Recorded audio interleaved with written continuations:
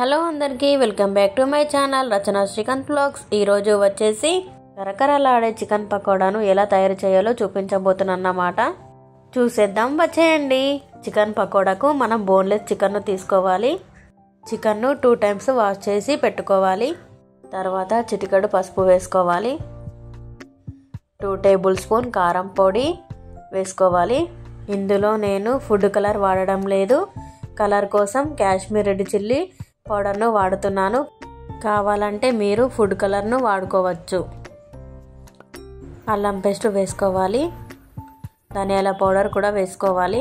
1 table spoon salt వేసుకోవాలి. Crispy కోసం 1 cup corn flour వేసుకోవాలి. బాగా మిక్స్ చేసుకోవాలి. మిర్చి కరివేపాకు కూడా వేసుకోవాలి. 1 ఎగ్ కూడా వేసుకోవాలి. నేను వైట్ మాత్రమే వేసుకుంటున్నాను. తర్వాత స్టవ్ ఆన్ చేసి కడాయి పెట్టుకొని తగినంత ఆయిల్ వేసుకోవాలి. ఆయిల్ హీట్ అయ్యాక ఒక్కొక్కటి విడివిడిగా వేసుకోవాలి. సిమ్లో పెట్టి వేయించుకోవాలి.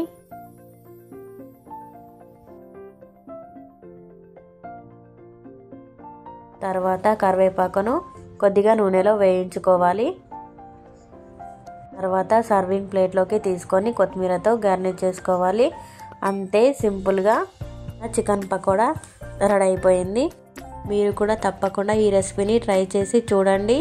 ఈ వీడియో మీకు నచ్చినట్లయితే లైక్ చేయండి, కామెంట్ చేయండి, షేర్ చేయండి, సబ్స్క్రైబ్ చేయడం మర్చిపోకండి. Thanks for watching.